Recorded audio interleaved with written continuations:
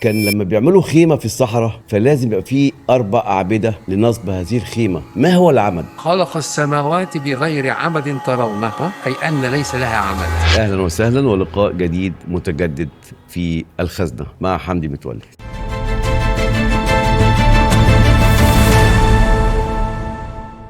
الخزنة أسرار الكون وأسرار النفس البشرية، أسرار فنية وأدبية، أسرار ثقافية واجتماعية. في الخزنة الطب والإيمان.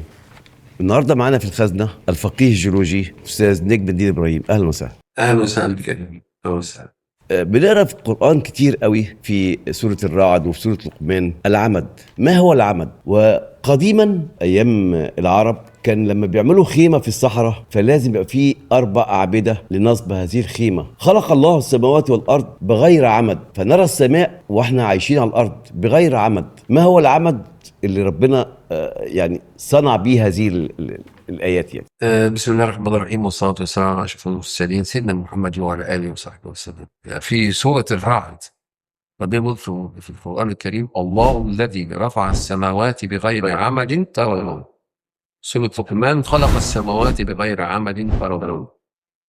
عايزين نشوفها بقى من غير اللغة، من حيث اللغة. هل السماوة ليها عمد ولا ملهاش عمد؟ الحقيقة من 1400 سنة، من 1400 سنة العلماء العرب والمسلمين والصحابة سيدنا رسول الله منهم في مقدمتهم ابن عباس، وما قروها فهموها كالآتي: فيها فهمت على معنيين. يقول إيه؟ خلق السماوات بغير عمد ترونها، أي أن ليس لها عمد على الإطلاق، نفت وجود الأعمدة. ابن عباس قال لا، في أعمدة وإحنا مش شايفينها. عمد ترونها هي لها عمد ولسنا مش شايفينها. ولكن لا ترى. ازاي يا ابن عباس؟ خد بالك في القرآن الكريم، لو انا قلت خلق السماوات بغير عمد رحت واقف، خلاص يبقى كده مفيش عمد اصلا. انما بغير عمد ترونها، احنا مش شايفينها. ترونها يعني هي موجوده. ترونها، لا ترونها يعني ما لهاش عمد. لكن لو انا كملت هيحتمل معنيين. هديك مثال في قصة سيدنا موسى عليه السلام، لما راح ولما ورد ماء مدين وجد عليه أمة من الناس يسقون، ووجد من دونهم امرأتان تزودان، قال ما خطبكما؟ قالتا لا نسقي حتى يصدر الرعاء وأبونا شيخ كبير. المهم جات البنت دي بعد كده، فجاء، شوف الآية بتقول إيه بقى: فجاءته إحداهما تمشي على استحياء قالت إن أبي يدعوك ليجزيك أجر ما سقيت لنا. دي كلمة استحياء دي، شوف أنا هقراها إزاي. فجاءته إحداهما تمشي على استحياء، وقفت، يبقى هي افادت ان ماشيها ايه؟ خجل، في خجل، في حياء وخجل. اكمل انا بقى: على استحياء قالت ان ابي يدعوك ليجزيك اجر ما سقيت لنا. يبقى قولها كان فيه ايه؟ كان فيه استحياء، لان بدات الكلمه على استحياء قالت ان ابي يدعوك. يبقى كلمه الحياء شملت موقفين: تمشي في المشي كان فيه حياء، وفي الحديث كان كلامها فيه حياء. يبقى هنا بقى ابن عباس فطن. ابن عباس ترجمان القرآن، اللهم فقهه في الدين وعلمه التأويل. سيدنا النبي قال ده عادل. فهنا بقى العلماء قالوا من 1400 سنة، خد بالك الكلام ده، قال هي ليها عمل ولكن لا ترى. نيجي بقى لعلم الحديث بقى النهارده، خد بالك، خد بالك القرآن فيه حاجات كتير كلام منه. يعني العلم الحديث ثبت بقى ان هناك أعمدة. الأعمدة دي بس غير مرئية. هديك مثال احنا بنشوفه يعني في حياتنا كده. أو انا كنت عايز اعملها والله، كنت جبت لك مغناطيس، جبت لك مغناطيس شويه مسامير حديد، ماشي، وجبت قرب من المسامير من الايه، المغناطيس من الحديد. هبدا اقربه في الاخر ايه؟ هتلاقي انجذب. في حاجه اسمها المجال المغناطيسي اللي بنعرفه للولاد، المنطقه اللي بيظهر فيها اثر المغناطيس. المجال المغناطيسي ده شايفه؟ ما بتشوفوش من غير مرئي. المغناطيس موجود بس له مجال، انت مش المرئي. فالاعمده الرئيسيه اللي بتتحكم في الكون، العلماء قالوا لنا 4 اعمده او 4 قوى. ال4 قوى دول هم: القوة النووية الضعيفة، والقوة النووية القوية، والقوة الكهرومغناطيسية اللي جمع بين الكهرباء والمغناطيس، وبعدين بقى قوة الجاذبية الأرضية اللي احنا قلنا عليها ان الكرة الأرضية برضك ان بس انا هعمل هنا مداخله لحضرتك. برغم كل هذه القوانين وكل هذه العلوم، ان الله يمسك السماء الا تقع. فلو شاء الله بلا اعمده، او اذا كان هناك اعمده، فلا مجال لبقاء هذه السماء. بالآية دي بقى عشان ايه نحاول نبينها، بس ان الآية دي وردت في سورة فاطر وفي سورة الحج. في سورة فاطر إن الله يمسك السماوات والأرض أن تزولا. ايوه، وفي سورة الحج ويمسك السماء أن تقع على الأرض إلا بإذنه. باذني. أنا عايز أبين حاجة مهمة أوي عشان إيه ما ناخدش بالنا، عشان بيحصل للأسف من بعض الناس اللي هي ضعاف العقول، أو يعني غير مسلمين، أو عايزين ينادوا يقول لك ربنا ماسك الأرض بصابعه، يمسك السماء يعني يمسكه بصابعه. إخواننا القرآن في حاجة اسمها معنى مجازي، يعني لازم تدرس عشان تفهم القرآن، تدرس لغة عربية. يمسك يعني ايه؟ ما معنى الامساك؟ لا، بقدرته يعني بس خلينا لا، خلينا من حيث اللغه قبل ما نتكلم من حيث المعنى الاصطلاحي قدرته. خلينا من حيث اللغه. ما معنى الامساك؟ انت في رمضان بتعمل ايه؟ بقى بيوزعوا عليك مثلا، كنا زمان واحنا صغير بيوزعوا عليك امساكيه، يقول لك امساكيه شهر رمضان. امساكيه يعني ايه؟ يعني مواعيد امساك الطعام، امساكك عن الطعام، من إله، الطعام والشراب. من إله. فالمسك لغة الامتناع. الصيام لغة الامتناع، الامتناع عن الطعام والشراب. فالله يمسك السماء، يعني يمسكها يعني ايه؟ يعني يمنع السماء بأجرامها وكواكبها ونجومها أو تقع أو تصطدم أو ده حتى كمان خد بالك، يعني شوف ربنا حامل الأرض، يعني حمل الأحجار السماوية دي. أنت تعرف فكرة ان الارض تصطدم بها يوميا الاف الاحجار السماويه. اقول لك هخش الموضوع تاني معلش سامح. العلماء لما درسوا القمر في البدايه قبل ما ينزلوا على، فلاقوا حفر كبيره مدوره كده على سطح القمر. انا الحفر دي ايه؟ هو القمر كان فيه براكين كتيره جدا، حفر بركانيه. بعدين تنبهوا القمر ملوش غلاف غازي، ملوش هواء. ويعني ايه يا استاذ؟ مش مهم يعني، لا مهم. الاحجار السماويه دي بتنزل تخبط في القمر، تخبطه، تعمل حفر. وكل ما كان حجم الحجر الكبير بالاطنان كانت الحفر أكبر كبيره. أكبر. طب والارض؟ نفس الموضوع. بس ربنا حفظها.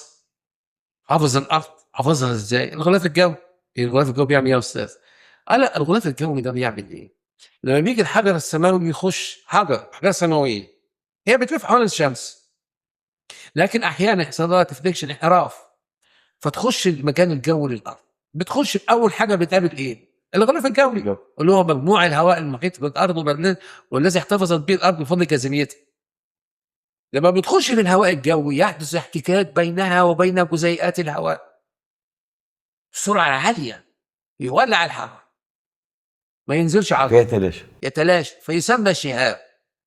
اذا نزل جزء منه الى الارض يسمى نيزك، وهذا هو الفرق بين الشهاب والنيزك. والاثنين باللغه الانجليزيه بيسموه ميتيورايت او ميتيورايتس. فاللي انا عايز اقول لك ايه؟ الله يمسك السماء يعني يمنعها أن تقع، ويمنع الاصطدام، زي ما أنت بتمنع في رمضان كده تناول الطعام والشراب إلى حين. نرجع لسؤالك بقى، ما هي القوانين اللي بتحكم الكون اللي بتخليه في منتهى الانضباط؟ خد بالك يا القوانين دي، الانضباط في الكون بيسموه ايه؟ الثوابت الكونيه او الانضباط اللي في الكون. دي اكبر مسمار في نحش الالحاد. هم مش عارفين يعني الكون مظبوط لدرجه لا تتخيلها الانضباط بقدره الله. انا لما بدي دروس هنا في المساجد ابص مثلا على ايه، او نشوف النتيجه ايه. النتيجه موجود فيها ايه؟ الراجل عامل النتيجه ايه؟ الفجر الساعه كام بالدقيقه، بالساعه وبالدقيقه وبالثانيه. الشروق الساعه كام، الظهر الساعه كام، العصر الساعه كام، المغرب الساعه كام، والعشاء الساعه كام. منطبق ولا مش منطبق؟ مده ساعه كام لقدام. حلو. هل انت تتخيل ده هبحذر في كده؟ ده بيتأكسن من الصدفه كده يعني؟ يعني المواعيد المنضبطه دي لوحدها كده. فربنا سبحانه وتعالى في القران عاوزنا نيجي واحنا مختارين. هنا شغل عقلك، فكر. الانضباط، وده الانضباط ده بقى اللي خلى الملحدين مش قادرين يعملوا فيه حاجه. دي المشكله عندهم، مشكله الانضباط في الكون والثوابت الكونيه، وكتله الالكترون قد ايه وكتله البروتون قد ايه، ولو زادت شعره مش 1/10 ولا 1/100 ولا 1/1000 ولا 1/10,000 ولا 1/1,000,000 مليون مليون. قال لك لو واحد على قدامها 60 قدامها 60 صفر، قال لك الكون ده لن يوجد. الثوابت دي كلها ثوابت الكوني، ثابت الكون بتاع الجاذبيه. لما بنيجي قانون العام الجاذبيه بتاع نيوتن، ام 1 في ام 2 على الار سكوير، تضرب الكتله الاولانيه في الكتله الثانيه على مربع المسافه بينهم، لازم تضرب في ثابت كوني عشان يطلع لك نتيجه مظبوطه. الثابت كون ده بتغير تغير طفيف، مفيش في حياه. الكون ده اصلا لا يوجد. فايه اللي بيخلي الكون ده منضبط؟ فاحنا بنقول اربع قوى بتتحكم في الكون. ان من ضمن القوى دي خد بالك، القوه النوويه القويه دي يا سيدي الذره فيها بروتونات والكترونات، نيوترون مع نيوترون وبروتون مع بروتون. طب ما البروتون موجب وجنبيه بروتون موجب ممكن يحصل لهم تنافر. ايه اللي بيضبط الحاجات دي كلها؟ اللي بيربط نواه الذره القوه النوويه يسموها الضعيفه، او القوه النوويه القويه. وبعدين القوه النوويه الضعيفه دي بتعمل ايه سيادتك؟ دي بقى اللي بتحلل واللي بتخلي الشمس عباره كره غازيه عباره عن هيدروجين، يحدث فيها اندماج نووي. 4 أنواع هيدروجين تندمج في بعض عشان تكون هيليوم، عشان تمتلك الطاقه، تصل لك ضوء وحراره للارض 450 مليون كيلو متر. اللي بيخلي عمليه الاندماج النووي ده واللي بيسمح بعمليه التفكك ونواه ذره تتحول لنواه ذره ثانيه، اللي هي القوه النوويه اللي بنسميها الضعيفه دي. سبحان الله. بعد كده القوه الكهرومغناطيسيه، في كهرباء في مغناطيس. ده توماس اديسون ده اللي عمل المصباح الكهربائي وطالعين للسماء، ويقول لك ده عمل مصباح الكهرباء. اكتشفنا ان في كهرباء. هي الكهرباء دي كانت موجوده قبل كده وما كانتش موجوده. من منذ بدء الخليقة. يا راجل كنت بندرس يا ولاد الفرق بين البرق والصاعقه. البرق تفريغ كهربي يحدث داخل السحابه، جوه السحابه نفسها او بين سحابه واخرى. السحب دي في المطر بتبقى مشحونه بالكهرباء، اسفلها بيبقى سالب وعليها بتبقى ايه؟ موجب. ممكن السالب اذا زادت الشحنات السالبه وزادت الشحنات الموجبه، الهواء اللي بينهم يتأين يبقى موصل، فيحدث اول ما يحصل توصيل يحصل تفريغ. شوف الشراره تشوف الباب، او من سحابه وثانيه، لان اسفلها ساحب وعليها موجب السحابه اللي تحتها. فاول ما نوصل بينهم يحصل تفريغ كهربي، تحصل شراره. الصعقه تفريغ كهربي. يبقى السحابه ماشيه كده، تفريغ كهربي بين السحابه المشحونه وبين الاجسام القريبه من الارض زي ناطحات السحايا او الاشجار. الهواء اللي بينهم بقى من كتر الشحن هنا والشحن فوق يصبح متأيد يوصل بقى، تحدث صعقه. فالكهرباء موجوده من زمان، الامن لا الخليقه. فهناك قوه كهرومغناطيسيه، او القوه دي اللي هي بتتحكم في الكون. نيجي بقى للقوه بتاعتنا الام بتاعتنا حبيبتنا ويسموها اضعف القوه. بس ايه رايك بقى اللي هي الجاذبيه؟ والجاذبيه قوه الجاذبيه لكل جسم، مش الارض بس، اي جسم يملك كتله اذا يملك جاذبيه. الجاذبيه دي بقى هي اللي ضبطت الكون كله، هي اللي تتحكم. ما هو ده هيقول لنا لحاجه ثانيه، معلش سامحني يعني اخش فيها. لما ربنا بيقول في سوره الذاريات اخرها والسماء بنيناها بايد وانا لموسعون. دي حاجه، الايه دي لم تفهم الا في العصر الحديث من 100 سنه بس. لما الراجل الامريكاني اللي هو هوبل بيبص في التلسكوب كده، الله، لا النجوم بتتباعد عن بعضها، بتبعد والكون بيفتح قدامها. هو عرف منين؟ في الفيزياء حاجات بسيطه جدا. كانوا بيدرسونا زمان المنشور الزجاجي. كنت انا طالب في المدرسه كده، منشور الزجاجي عامل زي المثلث كده، يدخل فيه ضوء عادي يطلع 7 ألوان من الطيف. الجسم لما بيبعد يطلع منه أشعة حمراء لون أحمر، فلقى النجوم النجوم خارج منها لون أحمر، قال دي بتبعد، هنا بتبعد وهنا بتبعد وهنا بتبعد. الله الله الله الله. وحسبوا من الحكاية دي الكون ده اتخلق من إمتى؟ اتكون من إمتى؟ من 13.8 مليار سنة. إيه العلاقة؟ حسبوها إزاي؟ العلاقة بين السرعة والزمن والمسافة. شافوا سرعة النجوم وشافوا المسافة، أنا عدد الزمن. لو أنا قلت لك إن أنا ماشي بسرعة 100 كيلو رايح اسكندريه، هحسبها بقى ان دي المسافه قد ايه. قلت لك انا هتحسب 100 راح اسكندريه فيها على سرعه كام والمسافه قد ايه، اوكي. كنا بنمشي زي ما كنا جيولوجيين. كنت فبتحسبها احسب انا في الوادي، انا عايز اروح وادي مثلا، وادي حمام في وادي هنا، اشوف على الخريطه وشوف الواد قد ايه، وشوف السرعه هتبقى قد ايه، وشوف مقياس الرسم على الخريطه قد ايه، وشوف سرعه البتاع واحسبها. او احنا في الوادي دلوقتي، خش يا اسطى باليمين، خش يمين، ابقى في الوادي. فاتحسبت انت رايح من اسكندريه من الساعه 12 والمسافه بين اسكندريه والقاهره 200 كيلو وماشي بسرعه 100. ما هو دلوقتي بقى على الموبايل دلوقتي يقول لك اللوكيشن، يبعت لي فاحسب المده على اللوكيشن، اقول انا اروح في ربع ساعه في نص ساعه، بقت اسهل دلوقتي. طبعا يعني انا في نهايه الحلقه طبعا مش عايز اسيب حضرتك يعني، بس هنقول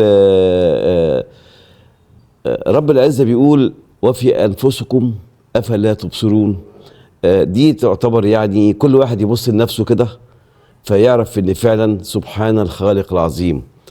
في نهايه الحلقه طبعا انا بشكر حضرتك جدا، وبشكر كل المتابعين لبرنامج الخزنه. النهارده فتحنا باب جديد، وبشكر كل اللي دخل معانا في هذا الباب، ويا رب تكونوا استفدتوا. شكرا جزيلا.